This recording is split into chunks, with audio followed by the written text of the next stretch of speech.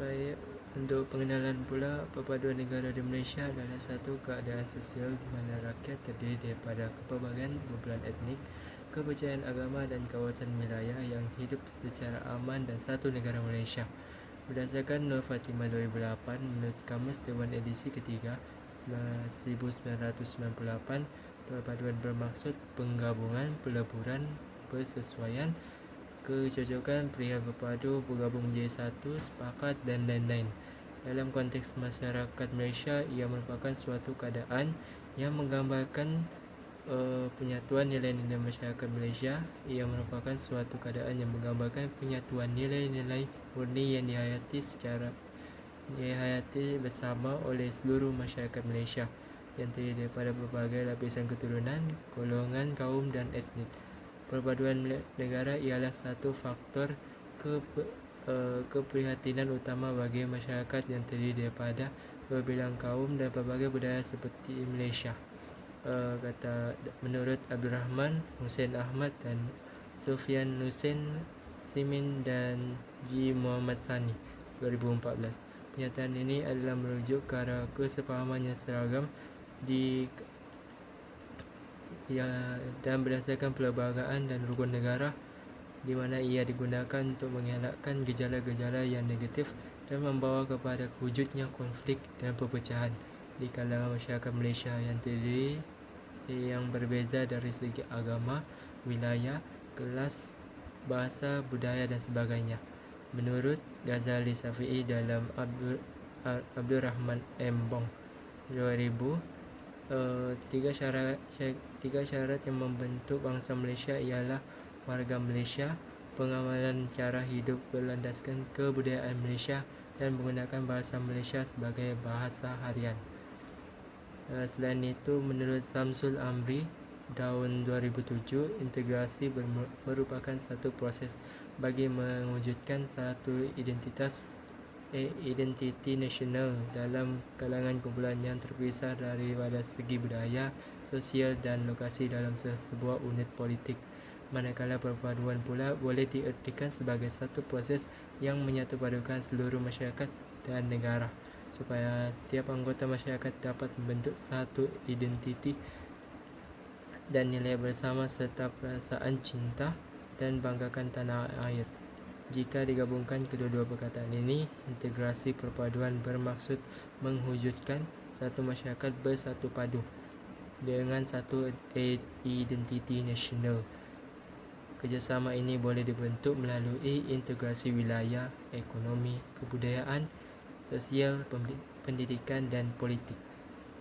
Dalam konteks politik di Malaysia, integrasi dan perpaduan tidak banyak melibatkan unsur-unsur asimilasi, tetapi lebih mirip kepada integrasi, akomodasi dan akulturasi.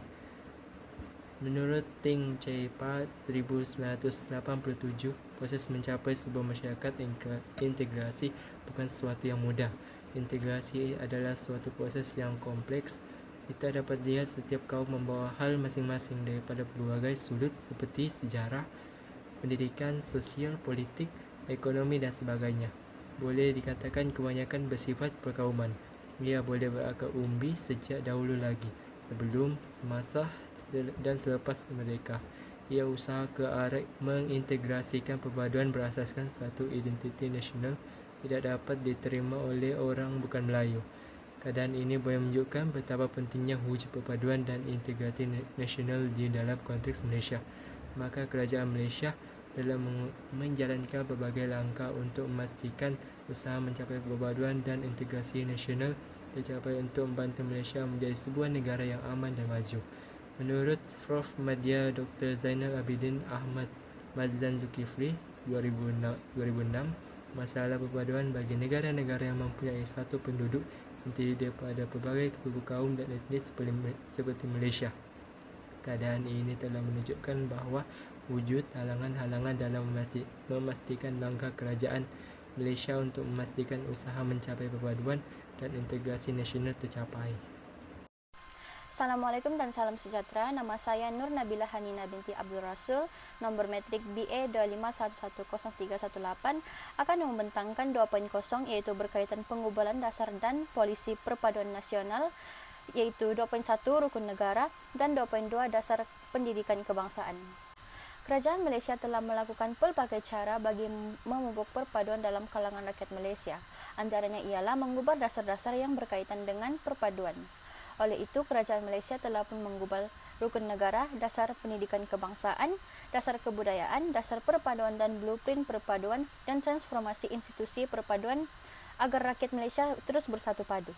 2.1 ialah rukun negara sebagai dasar falsafah perpaduan. Rukun negara dibentuk pada tahun 1970 selepas tragedi rusuhan kaum pada 1969. Rukun negara digubal oleh Majlis Gerakan Negara iaitu Mageran yang dipimpin oleh Tun Abdul Razak. Tujuannya ialah mengatasi masalah perpaduan kaum dan memupuk nilai bersama dalam rakyat Malaysia. Rukun negara mempunyai 2 bahagian, iaitu 5 cita-cita dan juga 5 prinsip. Cita-cita rukun negara yang pertama ialah negara bersatu. Rukun negara ingin mewujudkan satu bangsa dalam satu negara, yaitu bangsa Malaysia, tanpa mengira agama dan keturunan. Rukun negara juga ingin menekankan bahawa kesetiaan kepada negara hendaklah melebihi kesetiaan kepada pihak lain. Cita-cita yang kedua ialah masyarakat demokratik. Masyarakat demokratik bermaksud kuasa berada di tangan rakyat melalui pilihan raya, iaitu rakyat berkuasa untuk memilih pemerintah mereka. Kebebasan bersuara juga dijamin tetapi mestilah ikut undang-undang. Cita-cita rukun negara yang ketiga ialah masyarakat adil. Masyarakat adil bermaksud kekayaan negara hendaklah dibagikan secara sama rata. Oleh itu, golongan yang berpendapatan rendah hendaklah diberikan bantuan daripada kerajaan agar jurang ekonomi dapat dikurangkan. Cita-cita rukun negara yang terakhir ialah masyarakat progresif. Masyarakat progresif bermaksud rukun negara ingin mewujudkan masyarakat yang maju dalam sains dan teknologi tanpa mengetepikan agama atau kepercayaan. Masyarakat Malaysia hendaklah seimbang antara kemajuan moden tanpa melupakan nilai spiritual. Seterusnya, kita akan beralih kepada bahagian kedua dalam rukun negara, iaitu 5 prinsip rukun negara. Prinsip yang pertama ialah kepercayaan kepada Tuhan. Kepercayaan kepada Tuhan bermaksud rukun negara ingin menekankan bahawa bangsa dan negara ini dibentuk atas kepercayaan kukuh kepada Tuhan. Islam merupakan agama rasmi Malaysia, namun agama lain boleh diamalkan secara bebas. Masyarakat juga tidak boleh dibeza-bezakan mengikut agama mereka. Prinsip yang kedua ialah kesetiaan kepada raja dan negara. Malaysia menjalankan sebuah pemerintahan beraja berperlembagaan dan Seri Paduka Baginda yang di-Bertuan Agong ialah ketua negara yang berdaulat. Raja-Raja Melayu pula merupakan ketua negeri yang berdaulat di negeri masing-masing. Oleh itu, yang di-Bertuan Agong dan Raja-Raja Melayu merupakan simbol perpaduan rakyat kerana mereka kelompok yang berasingan daripada politik. Masyarakat hendaklah menumpahkan taat setia sedalam-dalamnya kepada yang di-Bertuan Agong dan Raja-Raja Melayu. Taat setia inilah yang menyatukan rakyat Malaysia yang berbilang kaum. Prinsip yang ketiga ialah keluhuran perlembagaan. Keluhuran perlembagaan bermaksud semua warga negara mestilah patuh kepada perlembagaan. Hal ini disebabkan perlembagaan menjamin kedudukan raja, kedudukan Islam, bahasa Melayu, hak istimewa Melayu dan hak istimewa kaum lain. Prinsip yang keempat ialah kedaulatan undang-undang. Kedaulatan undang-undang bermaksud semua rakyat dilindungi oleh undang-undang dan tiada siapa yang boleh mengatasi undang-undang. Undang-undang ini juga menjamin kebebasan asasi rakyat. Namun, kebebasan asasi ini tidak boleh disalahguna untuk merosakkan demokrasi dan menggulingkan kerajaan. Prinsip yang terakhir ialah kesopanan dan kesusilaan. Kesopanan dan kesusilaan bermaksud rakyat mestilah beradab, tidak angkuh dan tidak menyindir kaum lain. Rakyat juga hendaklah menghormati tata susila sebagai asas keharmonian. Seorang warga negara juga tidak boleh menyoal kesetiaan warga negara lain hanya kerana mereka berasal daripada kaum dan agama lain. Kesimpulannya, cita-cita dan prinsip rukun negara yang diterapkan ke dalam masyarakat sejak bangku sekolah merupakan aspek yang penting agar semangat perpaduan rakyat Malaysia dapat diterapkan. Seterusnya, kita beralih ke dasar pendidikan kebangsaan. Dasar pendidikan kebangsaan DPK ialah rangka dasar pendidikan negara Malaysia yang bertujuan membentuk insan seimbang dan menyatupadukan rakyat melalui sistem pendidikan kebangsaan yang bersepadu, berorientasikan nilai kebangsaan dan dilaksanakan mengikut Akta Pendidikan. Sejarah DPK bermula dengan Penyata Razak 1956. Jawatan Kuasa Pelajaran 1955 yang dipengerusikan Tun Abdul Razak mengeluarkan cadangan Razak Report untuk mewujudkan sistem pendidikan kebangsaan dan menetapkan bahasa Melayu sebagai bahasa utama sambil mengekalkan sekolah-sekolah vernakular. Laporan ini menjadi asas Undang-Undang Pendidikan kemudiannya. Seterusnya ialah laporan Rahman Talib 1960. Laporan ini menyemak pelaksanaan Penyata Razak dan menambah cadangan untuk memantapkan kurikulum kebangsaan dan unsur nilai perpaduan. Laporan ini menyatakan pendidikan sebagai alat persatuan nasional, menyarankan penyelarasan kurikulum, menyarankan peluasan pendidikan menengah dan menyarankan pembuatan ujian nasional. Kerajaan memaktubkan laporan itu dalam Akta Pelajaran 1961. Kesannya, akta itu menguatkan kerangka hukum pendidikan negara. Era selepas 1870 menyaksikan penggabungan rukun negara, pendidikan moral dan peluasan akses pendidikan di peringkat rendah, menengah dan teknikal. Pada tahun 1980-an dan 1990-an, pertumbuhan cepat menuntut undang-undang yang lebih lengkap. Oleh itu, kerajaan meluluskan Akta Pendidikan 1996, iaitu memberi kuasa kepada Menteri Pendidikan untuk mengelola sistem pendidikan, melaksanakan kurikulum kebangsaan, mendaftarkan institusi pendidikan, mengatur pendidikan wajib, mengatur pendidikan khas dan memperkuatkan TVET secara terstruktur. Seterusnya kita beralih ke falsafah pendidikan kebangsaan FPK yang merupakan teras DPK. Falsafah pendidikan kebangsaan FPK menjadi asas ideologi dan panduan utama kepada DPK. FPK menegaskan bahawa pendidikan di Malaysia ialah usaha berterusan bagi memperkembangkan potensi individu secara menyeluruh untuk melahirkan insan seimbang dari segi jasmani, emosi, rohani dan intelek berasaskan kepercayaan dan kepatuhan kepada Tuhan. Ia dirangka bagi membentuk warga negara yang berilmu, berakhlak mulia, berketerampilan dan bertanggung jawab kepada masyarakat dan negara. Objektif utama dasar pendidikan kebangsaan ialah menyamai perpaduan nasional dan entiti kebangsaan melalui satu kurikulum kebangsaan bersama, menyediakan pendidikan asas seperti literasi atau numerasi, kemahiran bagi pasaran kerja dan pembangunan modal insan untuk kemajuan negara, menjamin akses pendidikan yang lebih adil, yaitu prasekolah, sekolah rendah atau menengah, dan pendidikan khas. Seterusnya, saya akan menjelaskan komponen utama DPK. Komponen pertama ialah bahasa sebagai alat penyatuan. DPK meletakkan bahasa Melayu sebagai bahasa pengantar utama dalam sistem kebangsaan. Bahasa ini juga merupakan alat pembentukan identiti kebangsaan. Walau bagaimanapun, konsep sekolah jenis kebangsaan seperti SJKT atau SJKC terus wujud. Komponen yang kedua ialah kurikulum kebangsaan dan falsafah. Ia merangkumi mata pelajaran teras seperti bahasa Melayu, bahasa Inggris, matematik, sains, pendidikan moral, pendidikan Islam, sejarah serta komponen co-kurikulum. Dasar ini menekankan pembangunan pelajar secara holistik, termasuk nilai civic, patriotism, pendidikan moral, kemahiran berfikir aras tinggi, kebat, dan kompetensi abad ke-21. Dokumen DPK edisi keempat menerangkan bahawa kurikulum kebangsaan dirangka agar seiring dengan pembangunan insan dan kesiapsiagaan pelajar menghadapi perubahan global. Komponen yang ketiga ialah sistem pentaksiran dan peperiksaan kebangsaan. DPK menentukan kerangka pentaksiran melalui gabungan peperiksaan pusat, pentaksiran bilik darjah dan penilaian berasaskan sekolah. Akta Pendidikan 1996 memperincikan kuasa kerajaan dalam menetapkan piawaian peperiksaan kebangsaan. Perubahan terkini termasuklah pemansuhan YPSR, transformasikan PT3 dan pengukuhan pentaksiran bilik darjah PBD. Penekanan kini beralih kepada pentaksiran formatif yang menilai perkembangan pelajar secara lebih komprehensif selaras dengan tuntutan FPK untuk melahirkan insan seimbang. Komponen keempat ialah pendidikan prasekolah, khas dan TVET. DPK juga memfokuskan peluasan akses pendidikan prasekolah melalui kurikulum standar prasekolah kebangsaan. Pendidikan khas diberi keutamaan melalui peruntukan khusus dalam Akta Pendidikan 1996. Laluan pendidikan teknikal dan vokasional TVET diperkukuh bagi memenuhi keperluan pasaran kerja serta pembangunan industri negara. Komponen yang terakhir ialah tadbir urus dan pelaksanaan dasar. Akta Pendidikan 1996 memberi kuasa kepada Menteri Pendidikan, Ketua Pengarah Pendidikan dan agensi-agensi pendidikan bagi merangka kurikulum, mengurus pendaftaran institusi, memastikan standar pengajaran dan melaksanakan dasar secara sistematik. Akhir sekali untuk bahagian saya ialah implikasi DPK terhadap perpaduan nasional. DPK memegang peranan penting dalam membina perpaduan nasional. DPK melakukan peranan tersebut melalui penggunaan bahasa kebangsaan bahasa kebangsaan, kurikulum civic, patriotism, pendidikan moral, dan aktiviti co-kurikulum. Aktiviti ini dibuat untuk menguatkan interaksi sosial antara murid dari pelbagai kaum. Dokumen rasmi di PK edisi keempat menekankan nilai universal seperti toleransi, hormat, kerjasama, dan identiti kebangsaan. Nilai-nilai itu menjadi asas pembinaan negara bangsa Malaysia yang bersatu padu. Assalamualaikum dan salam sejahtera. Nama saya Qurratu Aini binti Ibnu Asim, nama matrik BA 25110675. Hari ini saya akan membentangkan 2.0 Penggubalan Dasar dan Polisi Perpaduan Nasional bagian 2.4 sehingga 2.6 iaitu Dasar Kebudayaan Kebangsaan, Dasar Perpaduan Negara dan Blueprint Perpaduan, serta Transformasi Institusi Perpaduan. Kita masuk kepada 2.4 Dasar Kebudayaan Kebangsaan DKK.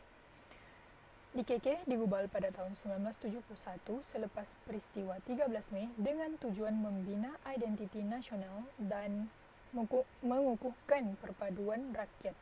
Dasar ini berasaskan 3 prinsip utama, yaitu yang pertama, kebudayaan Melayu sebagai asas, kedua, penerimaan unsur budaya kaum lain yang sesuai, dan ketiga, Islam sebagai komponen penting dalam pembentukan budaya kebangsaan. Kerajaan melaksanakan dasar ini melalui agensi seperti DBP dan Istana Budaya, selain penganjuran festival budaya, pertandingan seni, dan program kebudayaan sekolah. Kesan daripada dasar ini termasuklah pembentukan identiti Malaysia yang unik, peningkatan keharmonian kaum, dan penonjolan Malaysia di pentas antarabangsa sebagai negara yang mempunyai pelbagai budaya. Namun cabarannya termasuklah tanggapan bahawa dasar ini terlalu menekankan budaya Melayu serta pengaruh globalisasi seperti K-pop dan budaya barat. Walaupun begitu, kerajaan terus menyesuaikan dasar ini melalui pendekatan digital dan integrasi budaya moden. Industri kreatif juga berkembang pesat hasil daripada dasar ini. Seterusnya kita masuk kepada 2.5 Dasar Perpaduan Negara dan Blueprint Perpaduan. Dasar ini diperkenalkan pada tahun 2021 sebagai tindak balas terhadap cabaran era moden seperti polarisasi politik dan media sosial. Ia dibina atas prinsip inklusiviti, keadilan, dan integrasi sosial. Antara fokus utama dasar ini ialah pembinaan identiti nasional melalui penghayatan rukun negara, penggunaan bahasa kebangsaan, serta aktiviti yang meningkatkan interaksi antara kaum. Blueprint perpaduan pula menjadi pelan tindakan terperinci yang merangkumi strategi, objektif, dan indikator kejayaan. Pelaksanaannya melibatkan pelbagai pihak seperti Kementerian Perpaduan, JPNIN, NGO serta sektor swasta dan media. Secara keseluruhannya, dasar ini meningkatkan kesedaran masyarakat tentang kepentingan perpaduan.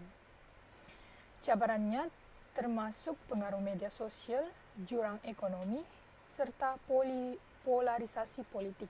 Namun, dasar ini mempunyai mekanisme penilaian yang membolehkan penyesuaian berterusan. Kemudian kita masuk kepada 2.6 Transformasi Institusi Perpaduan. Transformasi ini melibatkan pembaruan struktur institusi seperti Kementerian Perpaduan, JPNIN, dan KRT supaya lebih responsif dan inklusif.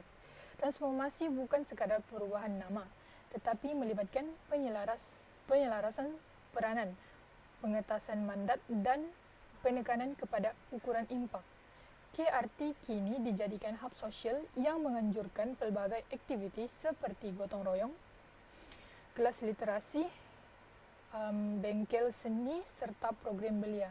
Ini bertujuan membina interaksi kecil tetapi konsisten yang membentuk kepercayaan antara komuniti. Latihan kepemimpinan akar umbi turut dipertingkatkan, meliputi kemahiran mediasi, komunikasi inklusif, dan sensitiviti budaya. Kerjasama lintas sektor diperluaskan, manakala sistem pemantauan menggunakan data bagi memastikan program perpaduan benar-benar berkesan. Transformasi juga melibatkan penggunaan teknologi melalui platform digital community, kempen literasi media dan usaha melawan berita palsu.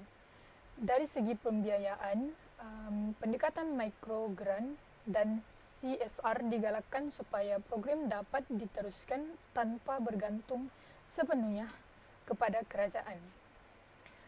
Akhir sekali, transformasi ini menekankan naratif kebersamaan dalam kepelbagaian serta memberi perhatian kepada kesejahteraan petugas dan keletihan komuniti.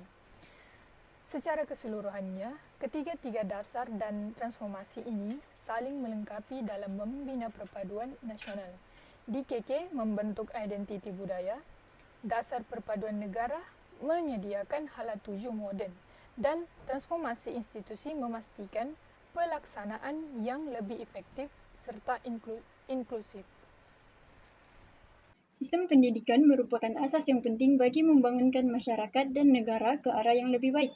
Sistem persekolahan bukan saja berperanan untuk memberi pelajaran kepada masyarakat semata-mata, bahkan ia merupakan saluran untuk menyampaikan kepada rakyat berkenaan dengan wadah perjuangan negara yang sangat mementingkan nilai-nilai murni dalam masyarakat berbilang kaum demi mencapai perpaduan. Oleh itu, sistem pendidikan juga merupakan salah satu langkah kerajaan untuk mengatasi masalah integrasi etnik. Antara langkah yang dilakukan oleh kerajaan melalui sistem pendidikan ialah melancarkan program rancangan integrasi murid untuk perpaduan. Program ini telah dilancarkan di bawah Kementerian Pelajaran Malaysia sejak tahun 1986 di peringkat sekolah rendah di beberapa buah negeri sahaja. Kementerian Pelajaran Malaysia memandang berat pentingnya menjalinkan hubungan yang rapat antara murid berbagai kaum di sekolah supaya wujud kesepahaman dan perpaduan antara mereka. Dengan adanya persepahaman dan berbaik sangka, maka akan timbul suasana hormat menghormati terhadap agama, budaya, dan adat resam sesuatu kaum oleh kaum yang lain. Antara objektif program ini ialah menggalakkan penyertaan masyarakat, para guru dan murid serta warga sekolah dari peringkat sekolah rendah hingga sekolah menengah dalam kegiatan khas secara bersama. Selain itu, mewujudkan sikap kerjasama, tolong-menolong dan mewujudkan suasana muhibah secara sedar dan terancang dan melahirkan kesepahaman dan toleransi antara murid berbagai kaum di sekolah. Program ini juga menggalakkan pelajar berkongsi kemudahan, peralatan, tenaga, dan kepakaran untuk menjayakan kegiatan-kegiatan khas secara bersama-sama. Antara kegiatan khas yang digalakkan untuk dilaksanakan bersama-sama ialah kecemerlangan akademik, contohnya seminar peperiksaan, kelas tambahan, dan kem motivasi, program sukan dan permainan seperti melintas desa, bola sepak, dan sebagainya. Selain itu, sambutan hari perayaan seperti Hari Raya Aidilfitri, Deepawali, dan Tahun Baru Cina serta Hari Kemerdekaan.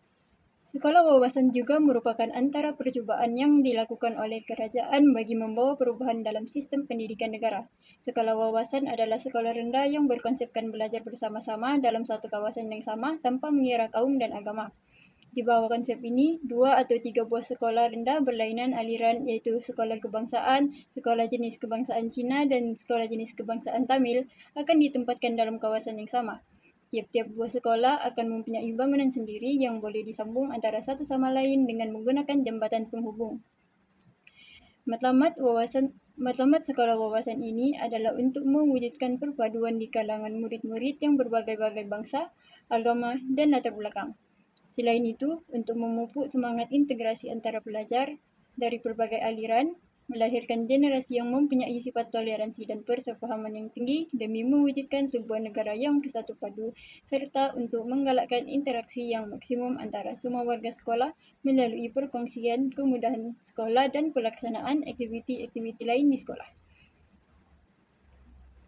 Sekolah wawasan menggunakan kurikulum kebangsaan dengan bahasa pengantar di sekolah kebangsaan iaitu Bahasa Melayu, manakala SJKC menggunakan bahasa Cina dan SJKT menggunakan bahasa Tamil. Mata pelajaran yang diajar di sekolah adalah sama mengikut kursus-kursus pengajian bagi jenis aliran sekolah. Dalam aktiviti kokurikulum pula, warga sekolah wawasan digalakkan menjalankan aktiviti kokurikulum tambahan secara bersama. bahasa pengantar masing-masing boleh digunakan semasa aktiviti co-curriculum dijalankan oleh sekolah masing-masing. Dalam sebarang bentuk pertandingan, sama ada aktiviti co-curriculum ataupun kurikulum, sekolah-sekolah berkenaan boleh menghantar wakil dari sekolah masing-masing. Di samping itu, sekolah berkenaan juga boleh menghantar wakil sekolah sebagai satu pasukan dan dalam co-curriculum yang melibatkan pasukan yang mempunyai ramai penyertaan. Inisiatif ini membolehkan mereka yang berbeza kaum maupun agama dapat bekerjasama sebagai satu kumpulan. Selain itu, perhimpunan bulanan hendaklah dijalankan secara bersama dengan menggunakan bahasa Malaysia sebagai bahasa rasmi perhimpunan. Oleh itu, dengan adanya sekolah wawasan, setiap murid akan dapat berinteraksi dengan lebih berkesan antara satu sama lain. Assalamualaikum dan salam sejahtera. Nama saya Al-Hazi Etnel bin Muhammad Karafiq dan hari ini saya akan membentangkan bahagian saya yang bertajuk pengukuhan integrasi sosial di peringkat komuniti. Okey, sebelum tu bahagian ini memberikan fokus kepada bagaimana hubungan antara masyarakat yang berbilang kaum dapat diperkukuhkan melalui aktiviti komuniti, peranan institusi setempat serta penglibatan penduduk di kawasan kejiranan. Okey, saya akan cakap pasal pengukuhan integrasi sosial di peringkat komuniti dahulu. Okey. Integrasi sosial di Malaysia dia bukan hanya bergantung kepada dasar kerajaan atau kempen nasional semata-mata, tetapi ia sebenarnya bermula di peringkat komuniti, iaitu di kawasan yang paling dekat dengan kehidupan harian kita, seperti kampung, taman perumahan, flat dan kawasan bandar. Di sinilah masyarakat yang berbilang kaum berinteraksi setiap hari. Kita bertegur sapa dengan jiran, berkongsi fasiliti setempat, menghadiri program kejiranan dan menyelesaikan isu bersama. Oleh itu, hubungan di peringkat komuniti merupakan asas kepada perpaduan nasional. Apabila penduduk hidup dalam suasana yang harmoni, saling menghormati dan memahami budaya masing-masing, ia sebenarnya secara tidak langsung mewujudkan suasana aman dan stabil. Keadaan ini membentuk masyarakat yang tidak mudah terpengaruh dengan prasangka, stereotip atau sentimen perkauman. Namun, pengukuhan integrasi sosial tidak berlaku secara spontan. Ia memerlukan penglibatan aktif penduduk setempat, sokongan pemimpin komuniti, peranan institusi seperti rukun tetangga dan persatuan penduduk, serta bantuan dasar kerajaan yang menyokong sepenuhnya perkembangan sosial. Oleh itu, memperkukuhkan integrasi sosial di peringkat komuniti adalah satu proses berterusan yang memerlukan kerjasama semua pihak supaya masyarakat Malaysia dapat hidup dalam suasana perpaduan yang sebenar. Okey, seterusnya aktiviti komuniti. Aktiviti komuniti merupakan salah satu cara paling berkesan untuk mengukuhkan hubungan antara kaum. Hal ini kerana aktiviti seperti ini berlaku dalam suasana santai, tidak formal dan sangat mesra.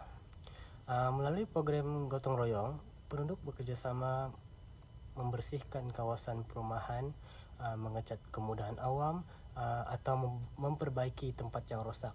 Proses bekerjasama ini dia mencipta rasa tanggungjawab dan saling memahami dan membina hubungan yang lebih rapat. Walaupun tugasnya mudah, tetapi impaknya sangat besar terhadap perpaduan. Selain itu, program sukan komuniti seperti bola jaring, futsal, badminton atau larian komuniti juga dia menjadi platform interaksi yang positif. Aktiviti fizikal dia membantu mengurangkan jurang antara kaum, memupuk semangat pasukan dan menggalakkan komunikasi yang lebih terbuka.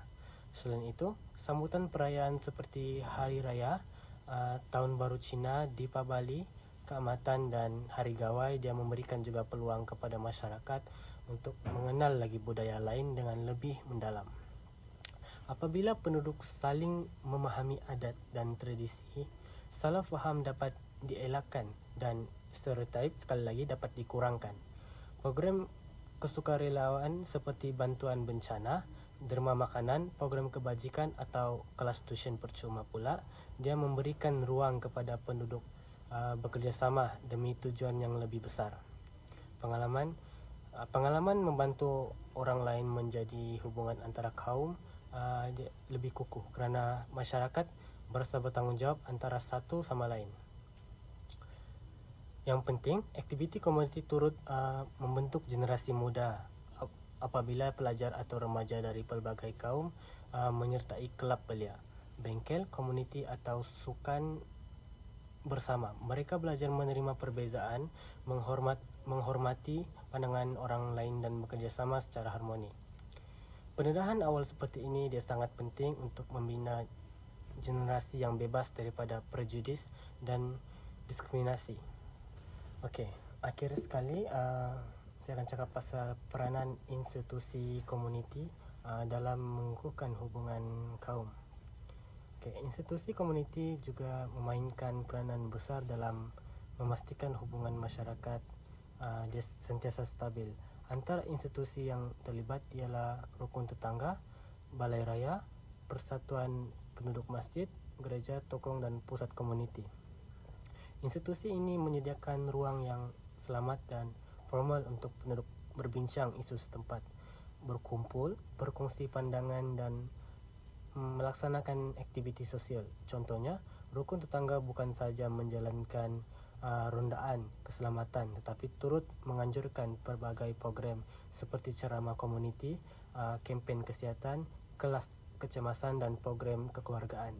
Apabila penduduk terlibat dalam aktiviti bersama ini, hubungan antara kaum menjadi lebih erat dan wujud rasa kebersamaan. Penduduk pula berfungsi sebagai platform penyelesaian konflik. Contohnya isu seperti bunyi bising, kebersihan setempat, letak kereta atau salah faham antara jiran boleh diselesaikan melalui mesyuarat komuniti. Apabila masalah diselesaikan secara adil, terbuka dan profesional, hubungan kejiranan akan menjadi lebih stabil dan harmoni. Peranan pemimpin komuniti juga sangat penting. Kerana pemimpin yang bersikap adil, peka dan mudah didekati, dia mampu membina kepercayaan dalam kalangan penduduklah. Mereka menjadi penghubung antara masyarakat dan pihak kerajaan, sekaligus memastikan program perpaduan dapat dilaksanakan dengan lebih teratur. Kerajaan juga menyokong usaha ini melalui dasar seperti Blueprint Perpaduan Negara 2001-2030 yang memberikan fokus kepada pembangunan sosial, penglibatan komuniti dan peningkatan interaksi antara kaum. Sokongan kerajaan menjadikan usaha pengukuhan integrasi sosial dia lebih sistematik dan berkesan.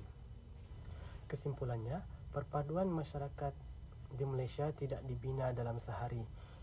Ia terbentuk melalui interaksi dan kerjasama harian yang berlaku di peringkat komuniti. Melalui aktiviti komuniti yang inklusif dan peranan institusi setempat yang aktif, kita dapat membina masyarakat yang harmoni, bertoleransi dan saling hormat menghormati.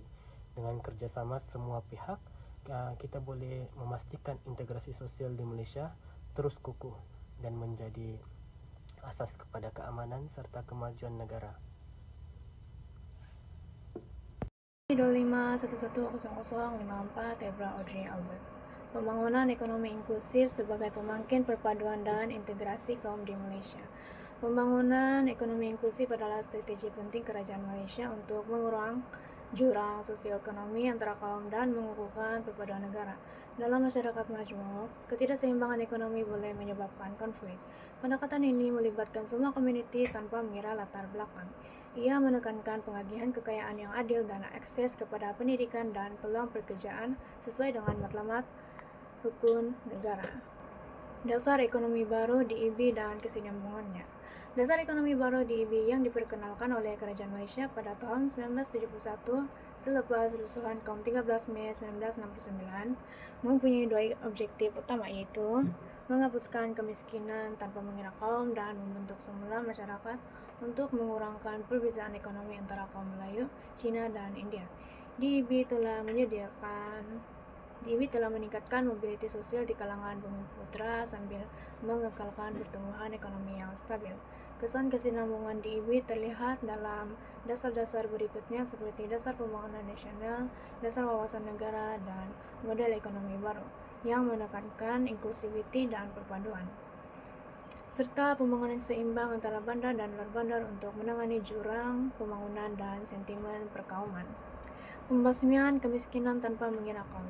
Antara langkah utama kerajaan dalam membina ekonomi inklusif ialah program pembasmian kemiskinan seperti program pembasmian kemiskinan bandar, bantuan sara hidup, caruman tunai amal, dan pelbagai inisiatif di bawah Kementerian Pembangunan Luar Bandar. Program-program ini tidak bersifat diskriminasi, sebaliknya memberi tumpuan kepada kumpulan berpendapatan rendah, B40 daripada semua kaum. Ini menunjukkan bahwa tumpuan kerajaan adalah untuk memastikan keperluan asas rakyat dipenuhi, sekaligus mengurangkan ketegangan antara kumpulan etnik akibat ketidaksamaan ekonomi. Contohnya di kawasan bandar seperti Kuala Lumpur dan Pulau Pinang. Bantuan perumahan kos rendah disediakan kepada pelbagai kaum. Pada masa yang sama, di kawasan luar bandar di mana majoriti masyarakat Melayu dan orang asli tinggal, proyek pembangunan infrastruktur seperti jalan raya, bakalan air, dan elektrik telah meningkatkan taraf hidup mereka. Langkah ini menunjukkan bahwa kerajaan bukan saja memberi tumpuan kepada satu kaum, tetapi juga meningkatkan kesejahteraan semua rakyat secara keseluruhan. Permekasaan keusahawanan dan peluang pekerjaan. Kerajaan menyediakan program untuk memperkasa keusahawanan merentas kaum, termasuk pembiayaan mikro dan latihan melalui agensi seperti MARA, Tekun Nasional, SME Corp, dan AIM. Ini memberi peluang kepada golongan berpendapatan rendah untuk meningkatkan taraf hidup. Skim pembiayaan mikro tekun telah membantu peniaga kecil dari pelbagai etnik seperti Melayu, Cina, dan India dalam memulakan perniagaan seperti gerai makanan dan perkhidmatan dobi, yang seterusnya mendorong kerjasama etnik dan integrasi sosial. Pelaburan dalam kawasan kurang membangun. Bagi mengurangkan jurang pembangunan antara wilayah, kerajaan telah menubuhkan beberapa koridor ekonomi seperti Iskandar Malaysia, NCER, ECER, dan SCOR. Inisiatif ini menarik pelaburan asing dan membuka peluang pekerjaan kepada komuniti tempatan merentas kaum. Di pantai timur semenanjung Malaysia, sektor pelancongan dan industri hiliran memberi peluang kepada masyarakat Melayu, Cina, dan India, meningkatkan interaksi antara komuniti dan mengikis jurang prasangka akibat perbedaan etnik dan juga sosioekonomi.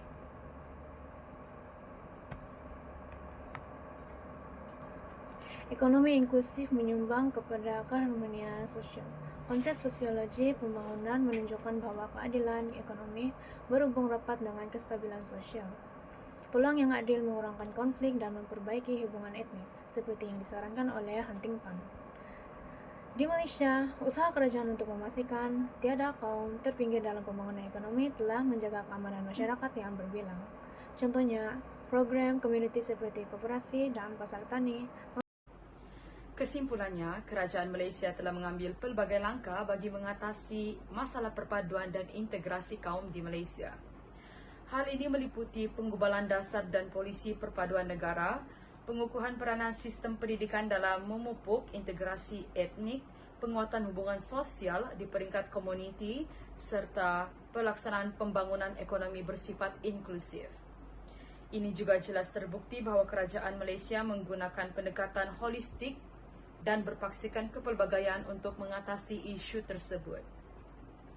Usaha ini turut menekankan institusi pendidikan sebagai medan utama bersosialisasi dan pemupukan nilai bersama selain membentuk identiti nasional melalui dasar yang komprehensif.